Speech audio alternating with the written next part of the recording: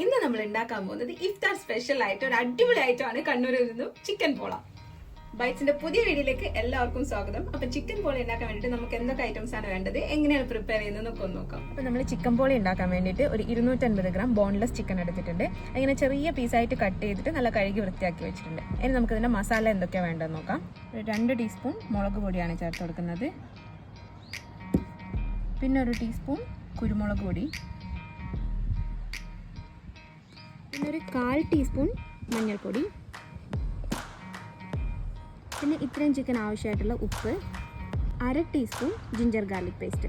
ഇത് ചേർത്തിട്ട് നമുക്കിതിനാദ്യം നന്നായിട്ടൊന്ന് മിക്സ് ചെയ്ത് കൊടുക്കാം.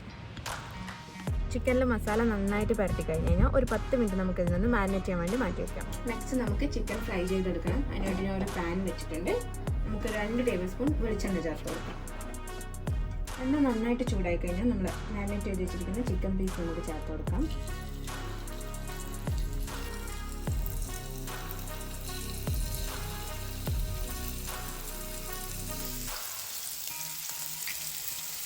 ചിക്കൻ ഒരുപാട് കുക്കാവേണ്ട ആവശ്യമില്ല. ഇപ്പം നല്ല സോഫ്റ്റ് ആയിട്ടുണ്ട്, എന്നാൽ കുക്കായിട്ടുണ്ട്. അപ്പോൾ ഈ ഒരു പരുവാകുമ്പോൾ നമുക്ക് ചിക്കൻ മാറ്റി വയ്ക്കാം. അപ്പോൾ നമ്മുടെ ചിക്കൻ നമ്മൾ മാറ്റി വയ്ക്കുകയാണ്. ചിക്കൻ ഫ്രൈ ചെയ്ത് ബാക്കിയുള്ള എണ്ണയിൽ തന്നെ നമുക്ക് ചിക്കൻ്റെ കൂടെ ചേർക്കാനുള്ള മസാല ഒന്ന് റെഡിയാക്കാം. അതിന് വേണ്ടിയിട്ട് ഞാനിവിടെ 2 മീഡിയം സൈസ് സവാള എടുത്തിട്ടുണ്ട്.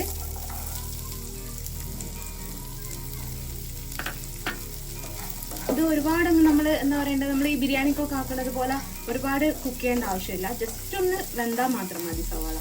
പിന്നെ എരിവിനനുസരിച്ച് നമുക്ക് പച്ചമുളക് ചേർത്ത് കൊടുക്കാം. ഞാനിപ്പോൾ ഇവിടെ ഒരു പച്ചമുളക് എടുത്തിട്ടുണ്ട്.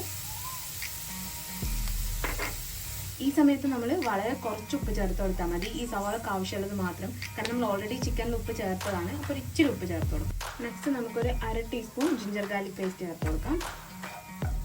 കൂടെ തന്നെ ഇച്ചിരി കറിവേപ്പില. നെക്സ്റ്റ് നമുക്കിതിൽ 1/4 ടീസ്പൂൺ മഞ്ഞൾപ്പൊടിയും, പിന്നെ ഒരു 1/2 ടീസ്പൂൺ കുരുമുളക് പൊടിയും, പിന്നെ ഒരു ടീസ്പൂൺ ചിക്കൻ മസാല അല്ലെങ്കിൽ മീറ്റ് മസാല ചേർത്ത് കൊടുക്കാം.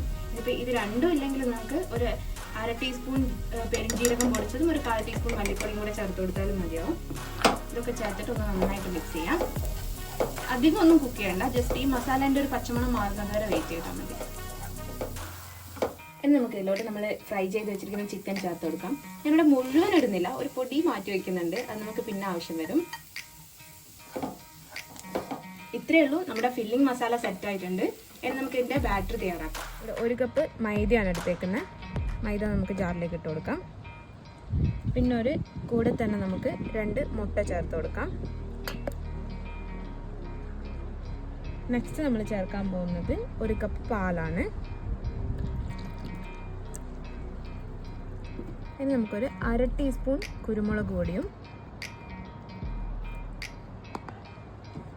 പിന്നെ ഒരു ആവശ്യത്തിനുള്ള ഈ ഒരു ബാറ്ററിന് ആവശ്യമുള്ള ഉപ്പും കൂടെ ചേർത്ത് കൊടുക്കാം. ഇനി ഇതിനെ നന്നായിട്ടൊന്ന് മിക്സ് ചെയ്തിട്ടെടുക്കാം. അങ്ങനെ നമ്മുടെ ബാറ്റർ കണ്ട് റെഡി ആയിട്ടുണ്ട്. നെക്സ്റ്റ് നമ്മളിത് ഉണ്ടാക്കാൻ വേണ്ടിയിട്ട് ഇങ്ങനത്തെ ഒരു പാത്രം എടുത്തേക്കുന്നത്. നിങ്ങൾക്ക് കുറച്ചും കൂടെ ഈ റൗണ്ട് കുറഞ്ഞിട്ടുള്ള പൊങ്ങിയിരിക്കുന്ന പാത്രം ഉണ്ടെങ്കിൽ അതാണ് നല്ലത്. എൻ്റെ അടുത്ത് ഇല്ലാത്തതുകൊണ്ടാണ് ഞാൻ ഇത് എടുത്തേക്കുന്നത്.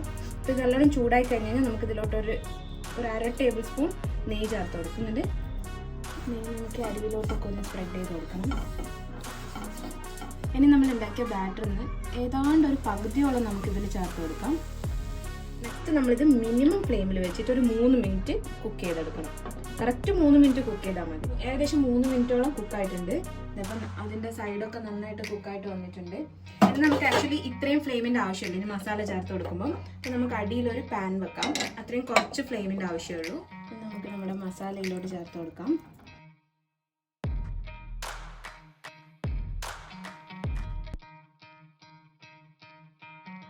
നമുക്ക് നേരത്തെ എടുത്തുള്ള ബാക്കിയുള്ള മാവും കൂടെ ചേർത്ത് കൊടുക്കാം.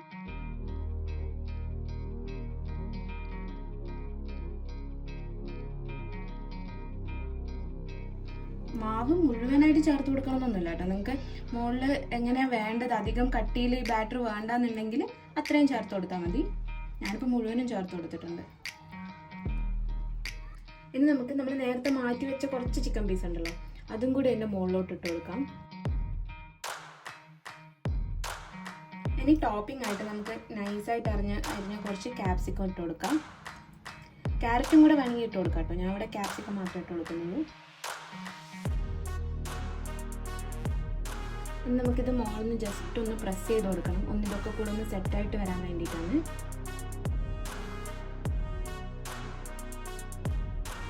ഇത് അടച്ചു വെച്ചിട്ട് തന്നെ നമുക്ക് ലോ ഫ്ലെയിമിൽ ഒരു 8-9 മിനിറ്റ് ഒന്ന് കുക്ക് ചെയ്തെടുക്കണം. ഇപ്പോൾ ഏകദേശം ഒരു 8-10 മിനിറ്റ് ആയിട്ടുണ്ട്. മേലത്തെ ഭാഗമൊക്കെ കുറച്ച് കുക്കായി വന്നിട്ടുണ്ട്, ഹാർഡായി. അപ്പോൾ ഇനി നമുക്കിതിനൊന്ന് തിരിച്ചിട്ടിട്ടും കൂടെ കുക്ക് ചെയ്യണം. ജസ്റ്റ് ആ റിമൈനിങ് സോഫ്റ്റുള്ള ഭാഗം കൂടെ ഒന്ന് കുക്ക് ചെയ്ത് കിട്ടാൻ വേണ്ടിയിട്ടാണ്. അതിന് മുന്നേ ഇതിൻ്റെ പുറത്തോട്ടൊരു 1/2 ടീസ്പൂൺ നെയ്യ് ചേർത്ത് കൊടുക്കണം. മറിച്ചിട്ടിട്ട് ഇതാണ്ട് ഈ ഒരു പാനിൽ നമ്മളൊരു 3 മിനിറ്റ് ഇതൊന്ന് കുക്ക് ചെയ്തെടുക്കണം. ആ റിമൈനിങ് പോർഷൻ കൂടെ ഒന്ന് കുക്കായി കിട്ടാൻ വേണ്ടിയിട്ടാണ്. ഇതിനിങ്ങനെ ഒന്ന് പ്രസ് ചെയ്ത് കൊടുക്കാം. അപ്പം നമ്മുടെ ചിക്കൻ പോലെ റെഡി ആയിട്ടുണ്ട്. എന്ന് നമുക്കിതിനൊരു സർവിങ് പ്ലേറ്റിലോട്ട് മാറ്റാം. സംഭവം അടിപൊളിയായിട്ടുണ്ട് കേട്ടോ. കാണുമ്പോൾ ശരിക്കും പിസ്സ പോലെ തന്നെ ഉണ്ട്.